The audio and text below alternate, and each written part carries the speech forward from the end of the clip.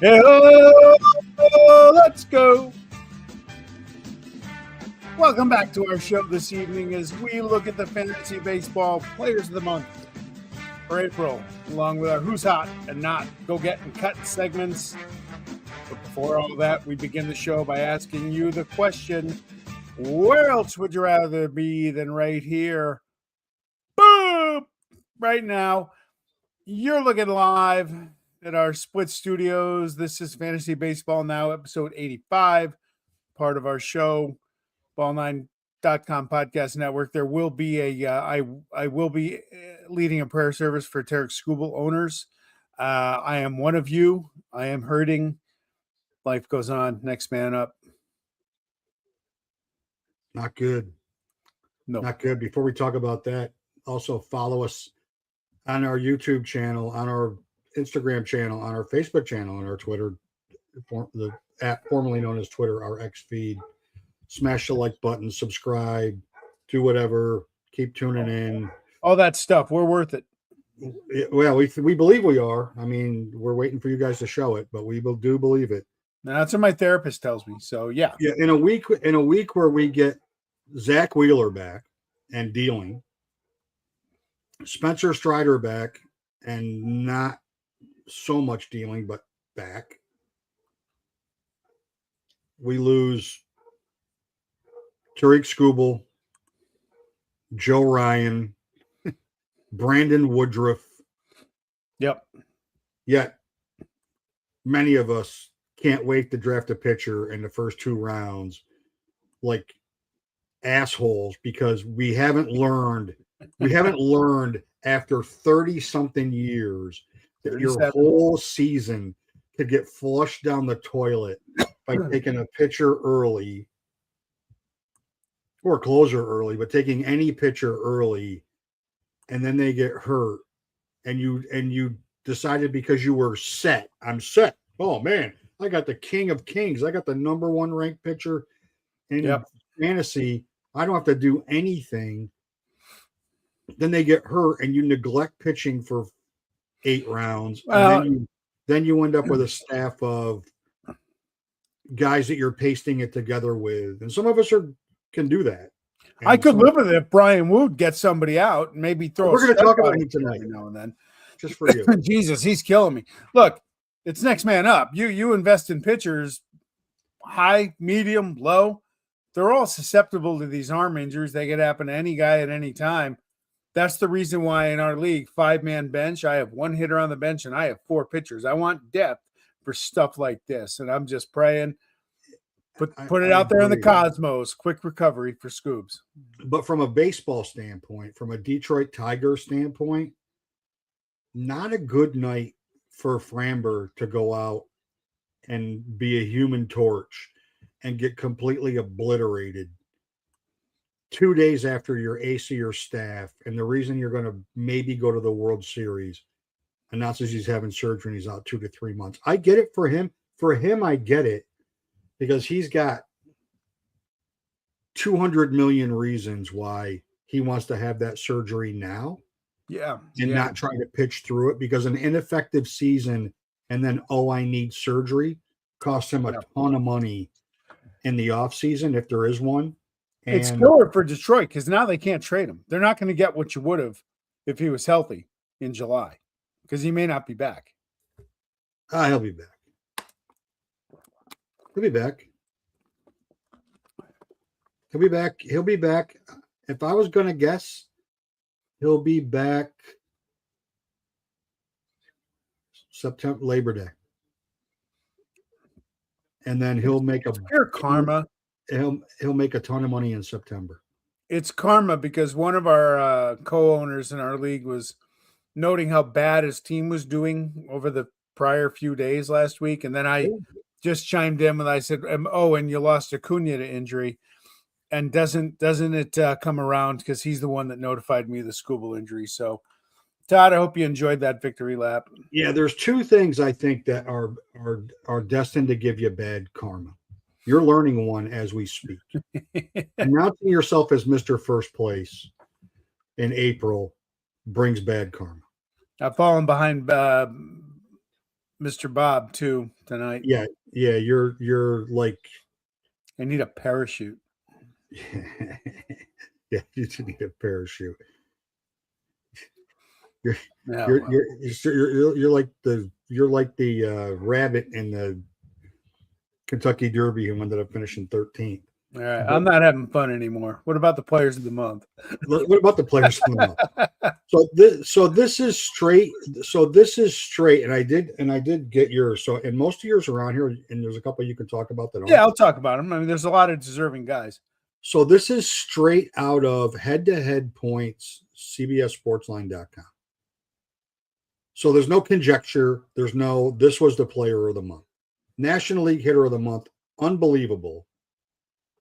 Unbelievably, it's Medals with 136 points. And because this friggin',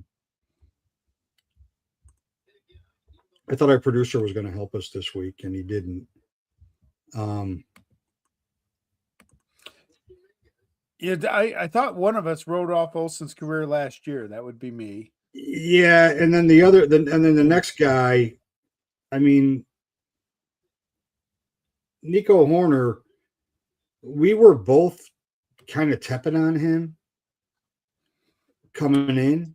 You're right. I didn't like his home run rate. Well, he had an unbelievable April. Yeah. Your guy, who's probably going to end up being catcher one. I don't know. Who's going to end up being catcher one. I think he will be by the time. I mean, William Contreras is also having a good year. Baldwin's he's up to 30 RBIs. Yeah, he's been fantastic.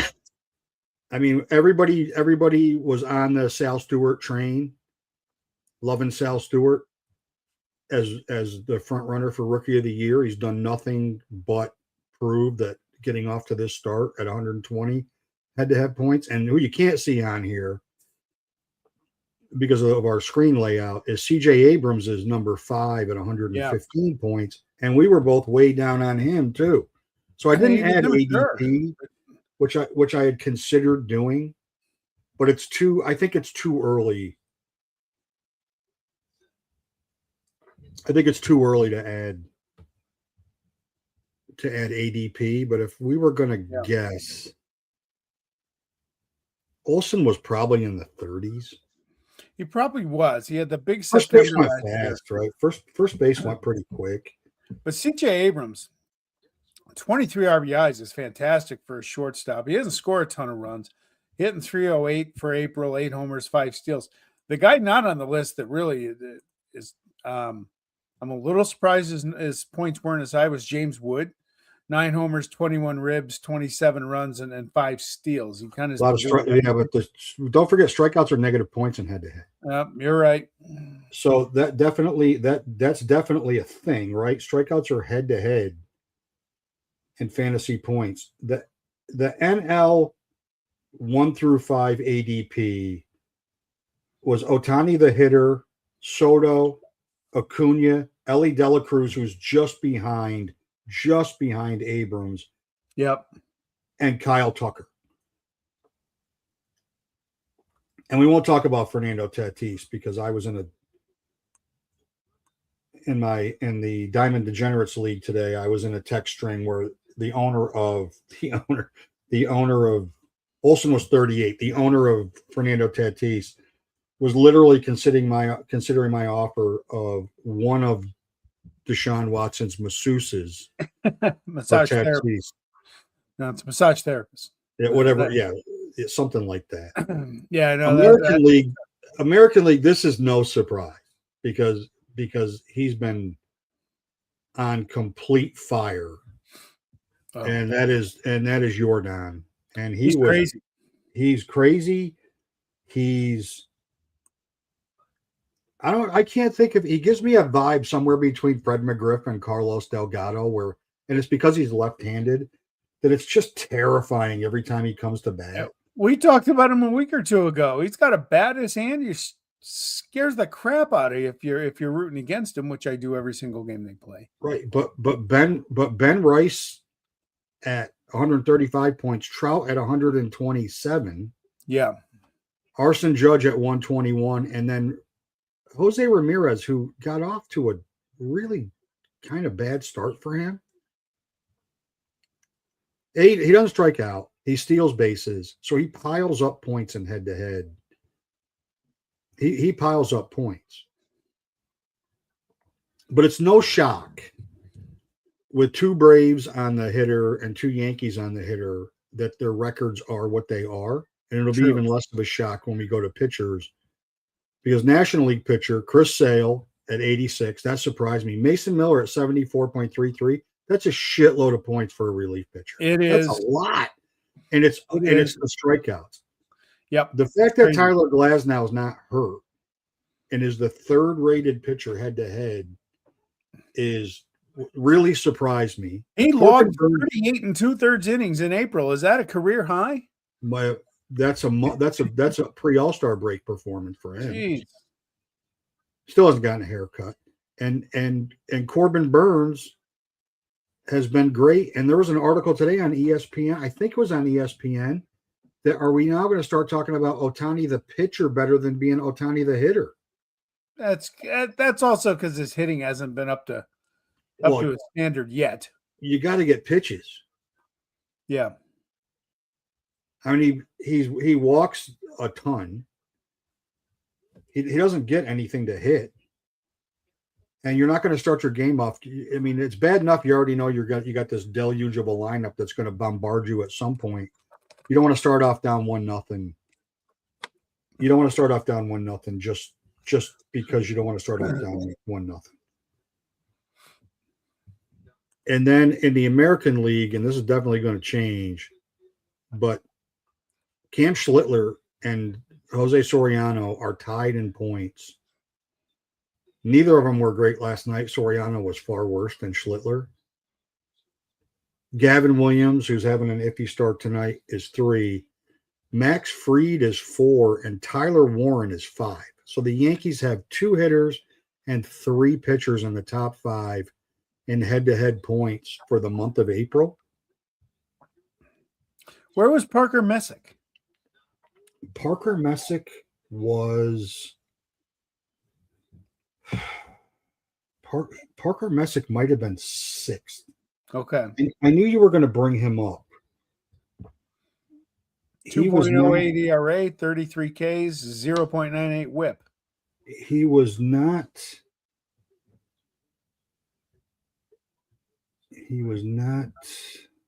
It could be a lack of wins. He only had 2 wins in April. Parker Messick was.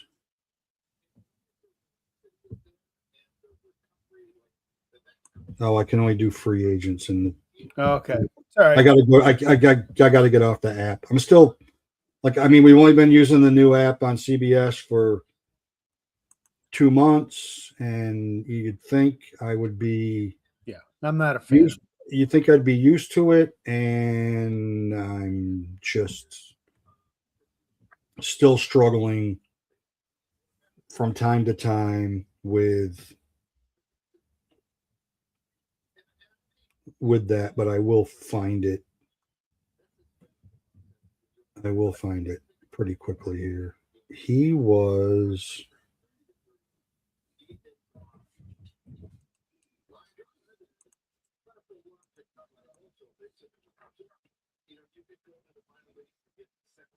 Hey, while you're looking that up, you talk about April.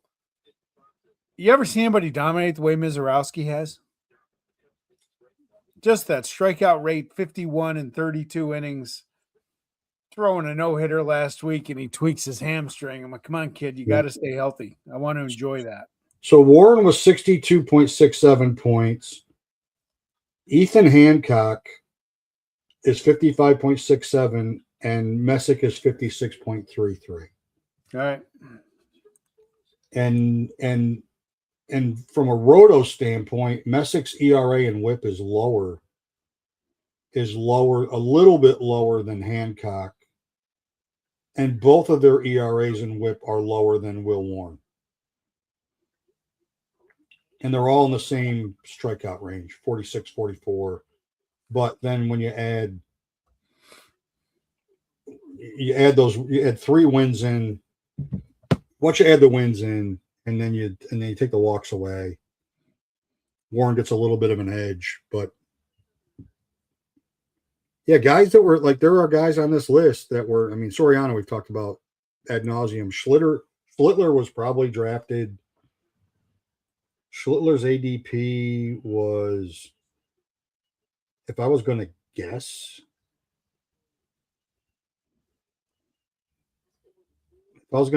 it's in the 120s. Yeah. He was going after Nolan McLean in a lot of leagues.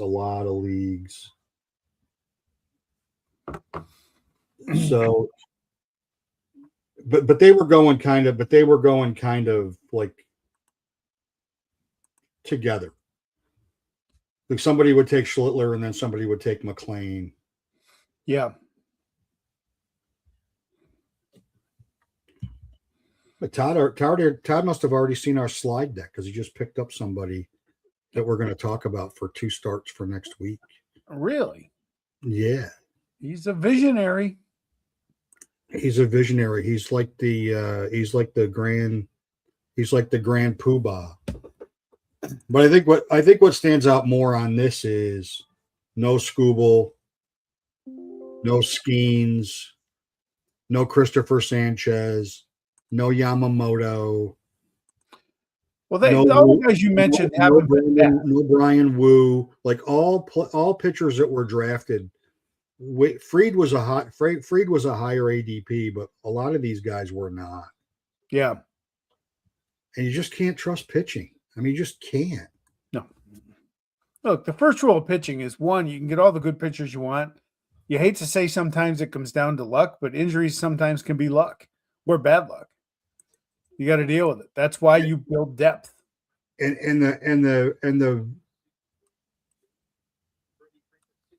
the injury perspective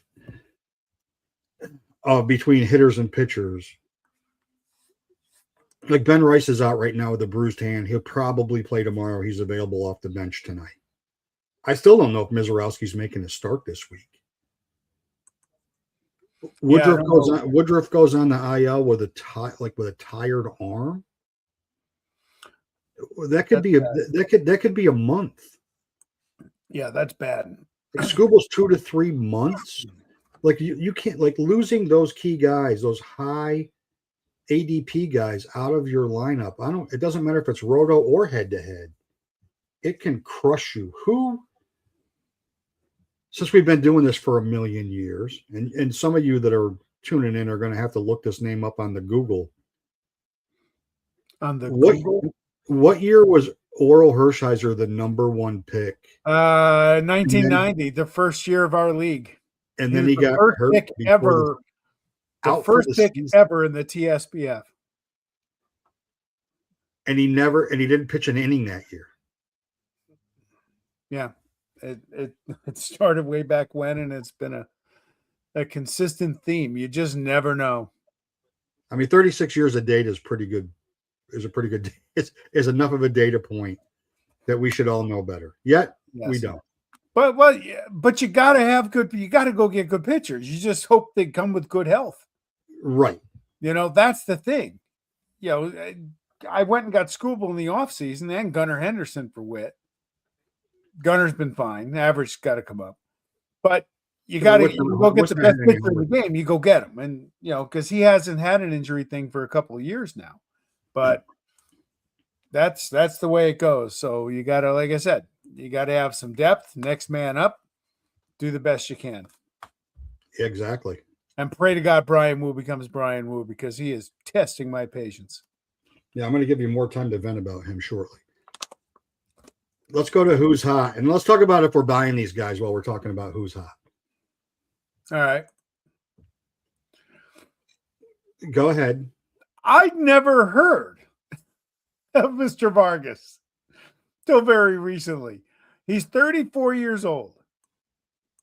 His last 21, hitting a paltry 369 with 5 homers, 16 RBIs, and 11 runs. 382 on the season. He's owned in 82%, started in 59. I can't imagine why you wouldn't play him if you owned him. That's the odd part about that split. I would have expected it to be closer. I don't think I could buy a guy who's, given his age, has never really done this before. No, he's going to be on an 80-game suspension ban soon. He's an aberration until he's not. So yeah, I wouldn't. A 27 game, like 24 games to start the season and 27 in total hitting streak is impressive. Yeah. And his power's up, but if you look at his career, he's closing in on as many at bats as he's ever had in a major league season. Yeah. It's his second go around with Arizona. So he's already been there once. He had one half decent year with Washington. When you'd think that with Washington, you have a little bit of a decent year, you could supplant yourself, or you could supplant someone and set yourself in that lineup. And no, I'm not buying him, and I'm not buying my guy Davis Martin. I'm not buying him a little bit because I'm not buying a White Sox pitcher, but he's up to 87% owned and 76% started. I have him in the head-to-head league. I like him. He's 12 overall. Last name. I said cut the guy that had my last name. Fucking Homer. So his last 3 starts, he's had 2 quality starts, 2 wins. Most impressive, 19 innings, 24 strikeouts, a 105 whip, and a .95 ERA. He's a must-start pitcher right now until he's not. Yeah. He looks great. He's the last guy that you would think of like as an up-and-coming White Sox pitcher that you would be targeting right now and would be hot. All the rest of them aren't. That's the downside. Yeah. All the rest of them are not. And then the who's cold. You love this one. Yeah, Mr. Teammate out in San Francisco, Mr. Iron Glove. Mister, you didn't give me enough notice that I have to change positions because I can't field for a shit. And you need me to go to first base. But then you told me I was just a DH. So screw you. I'm not going to get a glove. If you're going to be like that, and God bless the 70% of people who are still starting him, 214, 3 runs, no homers, 8 RBIs in his last 21, which earns him a rank on CBS of 713. That's a bad team with a bad manager, a bad makeup, a bad everything, and he's leading the way. They just don't hit. No. And you can't point to one of them because Adames isn't hitting, Elliot Ramos isn't hitting. I mean, Casey Schmidt's probably their best offensive player, which is not good. They just don't hit. And I don't know what the hell they're watching. If they're watching Tom Lemansky tapes, I don't know what they're watching. They don't hit. That's why I look at them every time there's a 2-start pitcher and who's facing the Giants, because I always like the matchup. And then your guy, who you've already vented a little bit about, strike somebody out. I don't know why you're upset. I don't know why you're upset. I'll tell you why I was upset. I turned in the game the other night in the first inning, home against the Royals. He's down 4-0. That's why. He's had 2 starts in the last 14 days. He made it through 9 innings. How many strikeouts in those 9 innings? Maybe 4? He had 3. Yeah, okay. Thank you. But when you add the 1.78 whip and the 13 ERA, 13 even ERA, that's ungood. He'll be fine. I need him to be a leader for Team Pugsley Baseball with Tarik Skubal out. He'll be fine. He was the number 5 or number 6 drafted pitcher in every single friggin' league across every platform. He's still 98% owned. You can't cut him. No, don't cut him. He's 72% started. You can't not start him. Not yet. You can't. He's too good. Yeah, you can't do it yet. But geez, let's go. It's too there is the thought, and we have talked about this before, where I can't start this idiot right now, and if he goes out and has a great start and he's on my bench, then so be it. Yeah, when your name is Brady Singer, you can do that.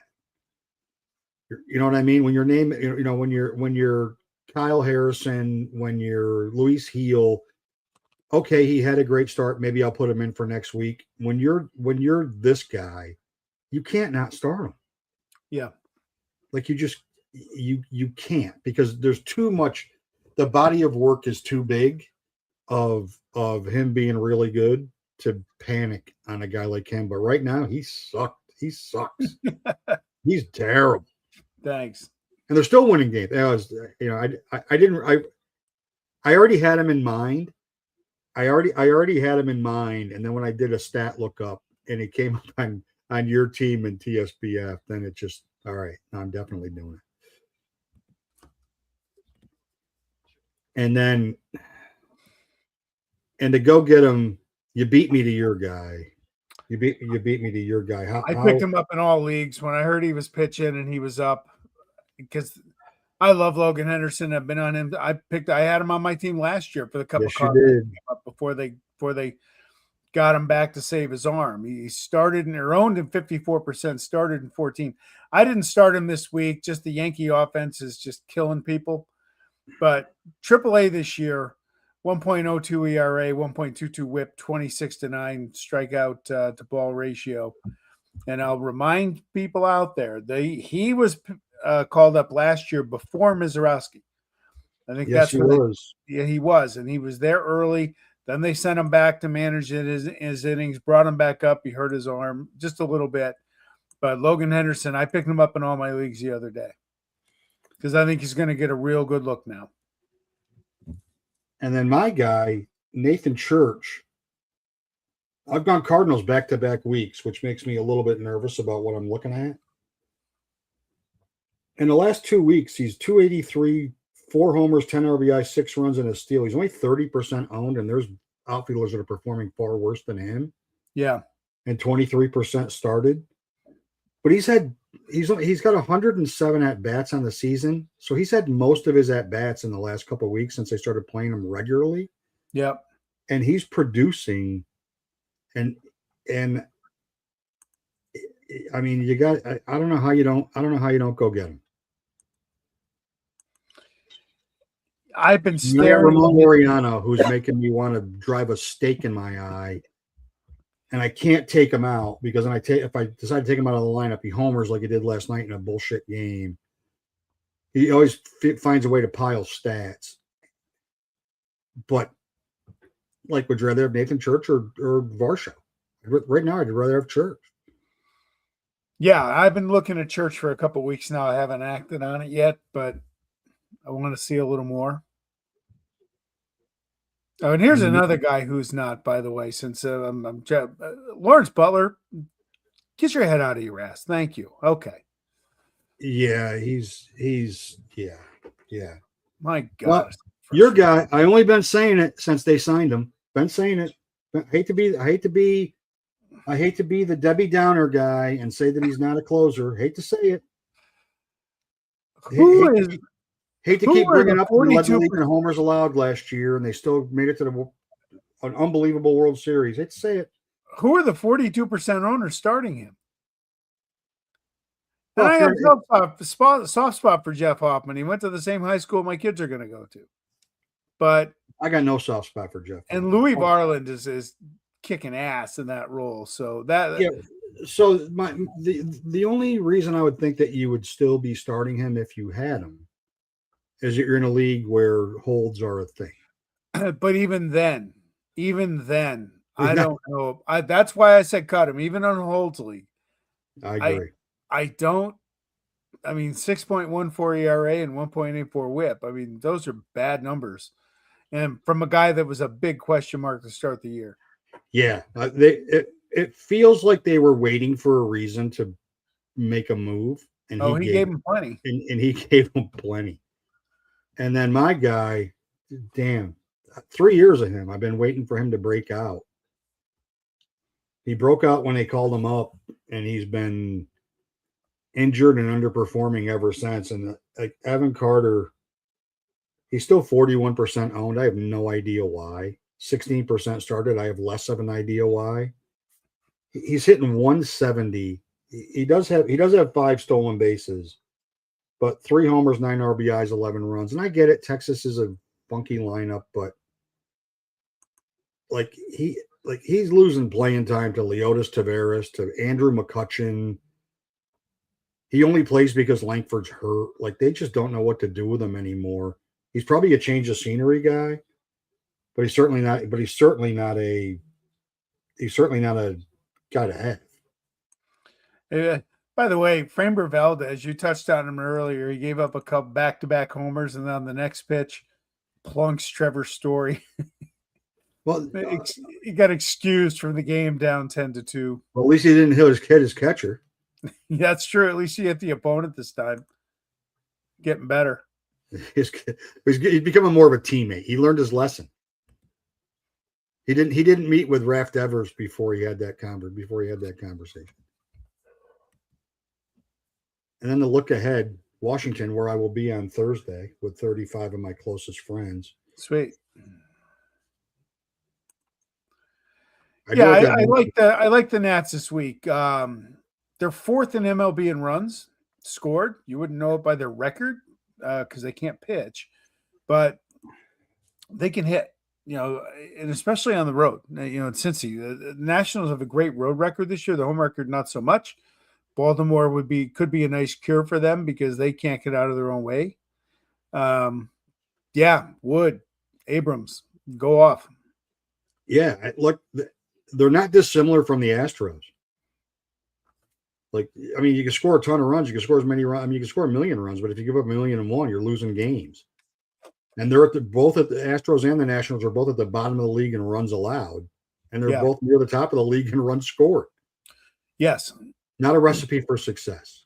That's a recipe for a lot of overs, if that's your thing. But if you that's your jam, Yeah, look at it. Yeah, right. I mean, if you need to make a little extra money on the side because your real hustle's not working, then bet the over on Nationals games. That's not a bad, and on Astros games. Not a good way to go. Nice little parlay right there. Absolutely. And then I got the D-backs because Texas is. I don't know how the hell they were in first place. I mean, they were a game under 500 and in first place in the West, which is just insane to me. But it's about as amazing as the NL Central having everybody over 500. Yeah. Yes.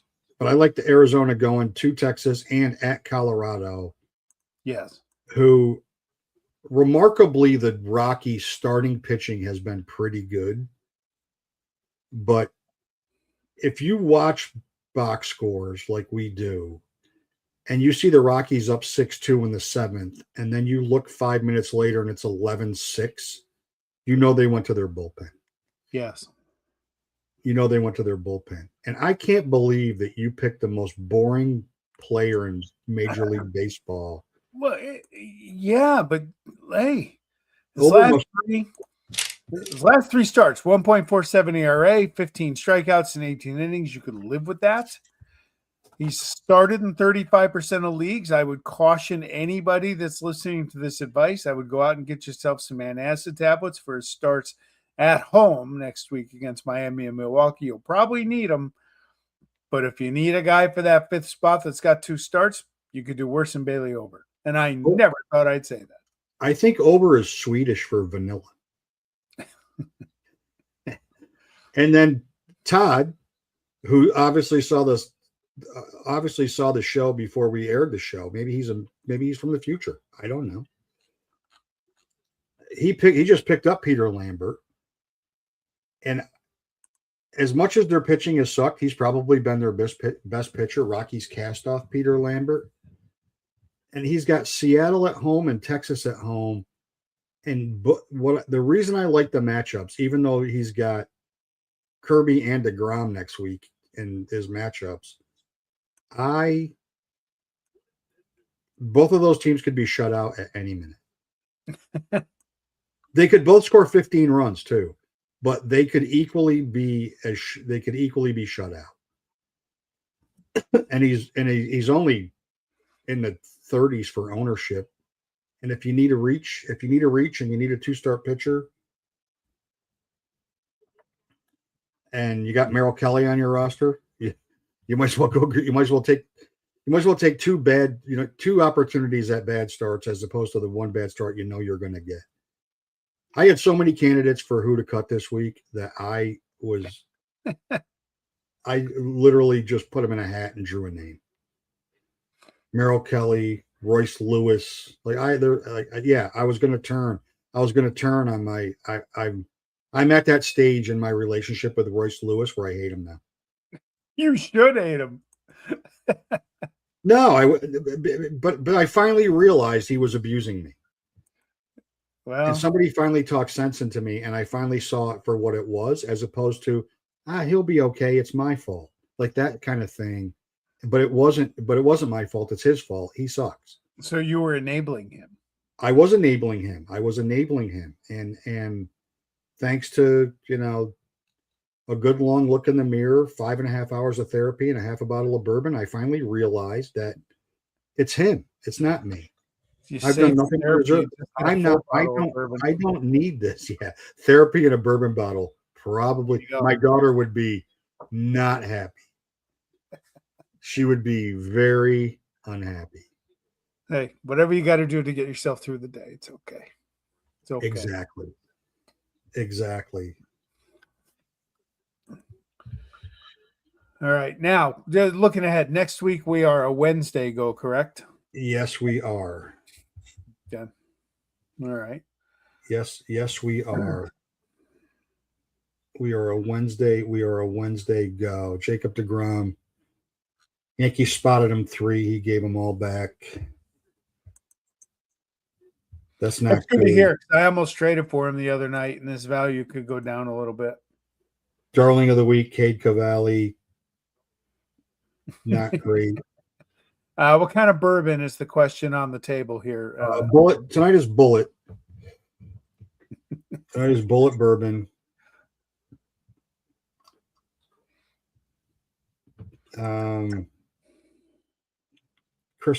Chris Bassett with a somewhat ineffective start, but not nearly as ineffective as Sandy Alcantara. Jesus. Oh, by the way, we have started a new feature. Sorry, Mike, on our Twitter account. We are handing out our players of the day first thing in the morning. We award them coffees because why not? So our 3 stars each morning, usually have that up by 6 a.m. if you want to start your fantasy baseball day that way. Yeah, and sometimes it's a good. Sometimes you see a name and you're like, maybe I got to look this up. Matt McClain does suck. He's next on the list of cut. While we were mentioning the Marlins, I made this point yesterday when Austin Ramirez got sent down and Joe Mack got called up. Catcher rankings, I don't know what the ADP was, but I do know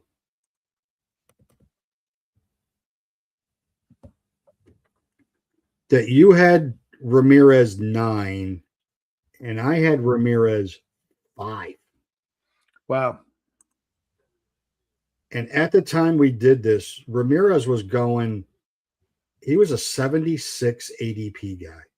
They bailed on him quick. He was the number 5 catcher. Raleigh, Contreras, Langoliers, Rice. No, he was 6.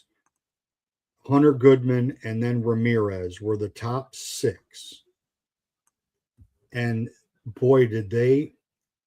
Now they may be sending him down to learn first base because Hicks and Mack are far better defensive catchers than Ramirez. Yep. Far better. So maybe they're sending him down to play first base, but boy. It's an amazing. I was stunned when I heard he got sent out.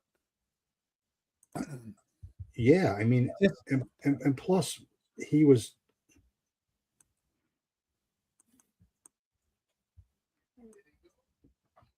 okay. His numbers aren't that god awful. He wasn't as bad.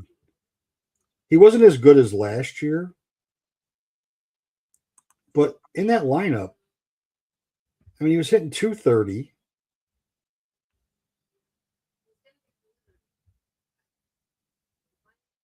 He had 14 runs, 2 homers, 14 RBIs, and 3 steals.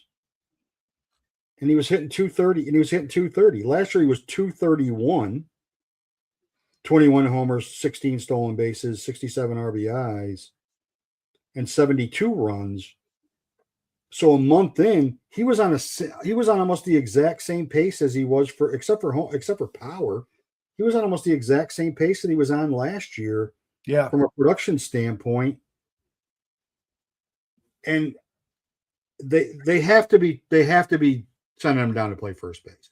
There can't be any other explanation. You can't work on him during the day and let him hit his way out of his little slump. That's the odd part. It's not the new major leagues. They don't do fielding practice anymore. These guys are too busy on their socials and. Well, try it.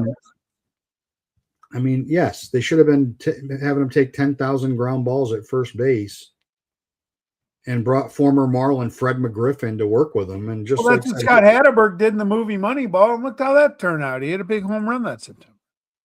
There you go. And you know the Giants are so happy with Devers at first base that they called Eldridge up. Sure.